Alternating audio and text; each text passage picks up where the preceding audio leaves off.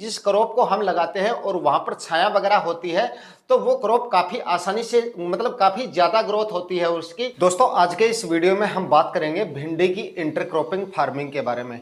जो दूसरी फसल मैं यहाँ पर आपको बताऊंगा उस फसल को अगर आप भिंडी के साथ में इस समय पर लगाते हैं तो आपका जो मुनाफा है वो 1.5 से 2 गुना तक ज्यादा मिल सकता है आपको, और उत्पादन भी इससे आपका ज्यादा होगा। यानी कि भिंडी के उत्पादन पर भी इसका कोई असर नहीं पड़ेगा, और जो इसके साथ में आप दूसरी सहायक फसल लेने वाले हो उसके उत्पादन पे भी भिंडी की वजह से कोई ज्यादा फर्क नहीं पड़ेगा।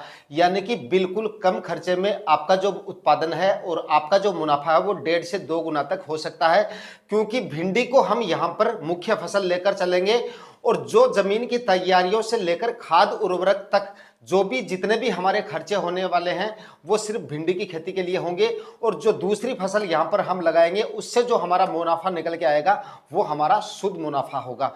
तो भिंडी के साथ में कौन सी फसल का हमें चुनाव करना चाहिए, लगाने का सही समय कौन सा है, कौन से तरीके से इन दोनों फसलों की इंटरक्रॉपिंग हमें करनी है, कंप्लीट जानकारी आज के इस वीडियो में आपको मिलने वाली है। तो आज का ये वीडियो आपको कंप्लीट वॉच करना है। चैनल पे नए हैं या सब्सक्राइब नहीं किया है तो चैनल को सब्सक्राइब कर लीजिए और साथ में बेल आइकन भी प्रेस कर दीजिएगा ताकि समय समय पे आपको खेतीबाड़ी से रिलेटेड वीडियोज मिलते रहे। नमस्कार दोस्तों, मेरा नाम है सुरेश और आप देख रहे हैं खेत किसान झुंझुनू। तो दोस्तों अगर आप इस समय पर भिंडी लगाना चाहते हैं तो यहाँ पर आपको ये इंटरक्रॉपिंग जरूर करनी चाहिए, साथ में इस फसल का चुनाव आपको जरूर कर लेना चाहिए। लेकिन अगर भिंडी के साथ में आप दूसरी फसल ले रहे हो तो यहाँ पर हमें ऐसी फसल का चुनाव करना चाहिए जो एक दूसरे की सहायक फसलें हों।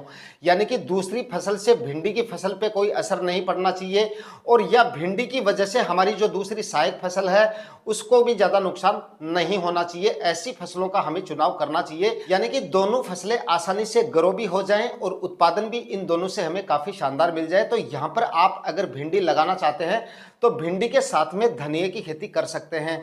आपको ध्यान होगा इस समय पर अगर आप धनिये की खेती करेंगे या हरा धनिया लगाएंगे तो आने वाले दिनों में धनिये के जो मंडी रेट होते हैं वो 100 से लेकर 150 रुपए तक बिक जाता है, कई बार तो इससे भी ज्यादा बिक जाता है। यानी कि भाई मई जून में या फिर आप जो ये कहें कि इस समय अगर आप धनिया लगाएंगे तो हालांकि अप्रैल में ही आपका जो धनिया है वो हार्वेस्टिंग देना शुरू कर देगा, और उस समय धनिये के जो मंडी प्राइस हैं वो काफी शानदार मिल जाएंगे। और धनिया अगर आप भिंडी के साथ लगाते हैं तो आगे मैं आपको बताऊंगा काफी शानदार रिजल्ट मिलेगा धनिये की खेती से आपको, क्योंकि धनिया अगर आप भिंडी के साथ में लगाओगे तो भिंडी के प्लांट बड़े हो जाएंगे, उस समय पर लू चलेंगी या ज्यादा टेम्परेचर होंगे तो उस समय पर आपकी धनिये की क्रॉप को कोई हानि नहीं होगी। और जब भिंडी के प्लांट ज्यादा बड़े हो जाएंगे तो उस समय पर छाया की वजह से आपके धनिये की जो हाइट होगी वो काफी शानदार बढ़ती रहेगी। आपने देखा होगा कि जिस क्रॉप को हम लगाते हैं और वहां पर छाया वगैरह होती है तो वो क्रॉप काफी आसानी से काफी ज्यादा ग्रोथ होती है उसकी। और हरा धनिया अगर हम लगा रहे हैं तो हमें उसमें ग्रोथ ही चाहिए, ज्यादा उसकी हाइट होगी, ज्यादा ग्रोथ होगी तो हमारा उत्पादन उसी पे डिपेंड करता है। तो फिलहाल अगर आप भिंडी लगाना चाहें तो हरा धनिया लगा सकते हैं। लगाने का सही तरीका क्या है वो भी मैं आपको बता देता हूं, सही समय कौन सा है वो भी मैं आपको बता देता हूं। जैसे कि अगर आप भिंडी की खेती करना चाहें तो फिलहाल बिल्कुल सही समय है, फरवरी मार्च में आप कभी भी जो है भिंडी लगा सकते हैं। पूरे मार्च तक आप जो है कभी भी भिंडी की बुआई कर सकते हैं। हालांकि मार्च के बाद में अगर भिंडी की बुआई करेंगे तो हालांकि आप कर सकते हैं, लेकिन अप्रैल में क्या है कि टेम्परेचर जो है वो काफी ज्यादा बढ़ जाते हैं, तो उस समय पे भिंडी को जो है ग्रो करना थोड़ा सा मुश्किल होता है, जर्मिनेशन में भी थोड़ी दिक्कत आएगी, और उसके बाद में सिंचाई वगैरह है शुरुआत में वो भी आपको ज्यादा लेकर चलनी पड़ती है। लेकिन सही समय की अगर बात करें तो वो फरवरी माह से लेकर और मार्च माह तक आप कभी भी जो है इसकी बुआई कर सकते हैं। इसी के साथ में आपको धनिये की भी बिजाई कर देनी है। लगाने का सही तरीके की दोस्तों बात करें तो सबसे पहले आपको अपनी जमीन की तैयारियां करनी है। इन दोनों फसलों को अगर आप ले रहे हो तो जमीन की तैयारियां आपको थोड़ी ठीक तरह से करनी है। मतलब कि भिंडी की अगर आप बुआई कर रहे हो तो भाई जमीन आपको जो है 3 से 4 बार कल्टीवेशन जरूर कर लेना है अपनी जमीन का, क्योंकि अगर आप कल्टीवेशन ढंग से नहीं करेंगे तो आपकी भिंडी में जो है फंगस वगैरह की दिक्कतें ज्यादा आ सकती हैं। आपको पता होगा कि भिंडी की जो फसल होती है उसमें जड़ गलन वगैरह की जो समस्याएं आती हैं वो बहुत ज्यादा आती है। कोलर रोड की समस्या भी आती है, लेकिन जड़ गलन की जो समस्या है वो बहुत ज्यादा आती है। तो अभी क्या है कि टेम्परेचर काफी ठीक ठाक होने शुरू हो गए हैं। इस टेम्परेचर में अगर आप जमीन की तैयारियां करेंगे, थोड़ी ठीक से करेंगे, तो जमीन के अंदर मौजूद जो फंगस होगी वो खत्म हो जाएगी। लेकिन जब भी आप जमीन की तैयारियां करें या कल्टीवेशन करें अपनी जमीन का, तो हर कल्टीवेशन से के बीच में मतलब 1 या 2 दिन का गैप अवश्य रखें। एक वीडियो में मैंने आपको पहले भी बताया था, क्योंकि अभी टेम्परेचर जो है काफी ठीक ठाक हो गए हैं, धूप भी अच्छी खासी निकल रही है। जैसे कि अगर आप 3 कल्टीवेशन कर रहे हैं तो एक कल्टीवेशन जैसे आपने आज कर दिया, दूसरा कल्टीवेशन आप 1 या 2 दिन ठहर के करें और उसके बाद में 1-2 दिन का फिर से गैप देके आप तीसरा कल्टीवेशन करें। इस तरह से तो आपको जमीन की तैयारियां करनी है। इस तरह से अगर आप जमीन की तैयारियां करेंगी तो यकीनन आपको जो है भिंडी की खेती से काफी शानदार मुनाफा मिलेगा, यानी कि भिंडी की खेती से आपको काफी शानदार उत्पादन मिलेगा। इस तरह से अगर आप जमीन की तैयारियां करेंगे, जमीन की तैयारियां शुरू करने से पहले आपको बारी आती है बेसल डोज डालने की या खाद उर्वरकों की। तो यहां पर आपको सड़ी हुई गोबर की खाद काम में लेनी है। 300 क्विंटल प्रति एकड़ के हिसाब से यहां पर आपको गोबर की खाद डालनी है अपने खेत में, और आपको पहले कल्टीवेशन से पहले ये डाल देना है, उसके बाद में आपको बाकी के कल्टीवेशन करने हैं।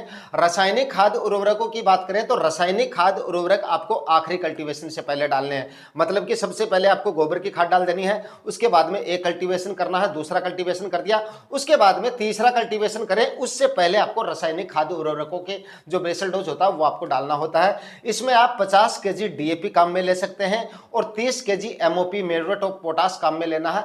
इन दोनों खादों का मिश्रण तैयार करके आप जो है आखिरी कल्टीवेशन से पहले डालें और उसके बाद में पाटा लगाकर जमीन को एकदम समतल कर लें, क्योंकि भाई आगे आपकी भिंडी जब तैयार होगी और आगे जब लंबे समय तक अगर आपको भिंडी से उत्पादन लेना है तो बारिश वगैरह भी होंगी, तो उस समय जल भराव की वगैरह की जो समस्या है वो आपके खेत में नहीं आनी चाहिए। क्योंकि भिंडी की खेती अगर आप मार्च के आखिरी सप्ताह तक करते हैं तो आने वाले दिनों में जब आपकी भिंडी तैयार हो रही होगी तो उस समय बारिश वगैरह भी हो सकती है, और काफ़ी इलाके ऐसे हैं जिनमें जून माह से बारिश शुरू हो जाती है।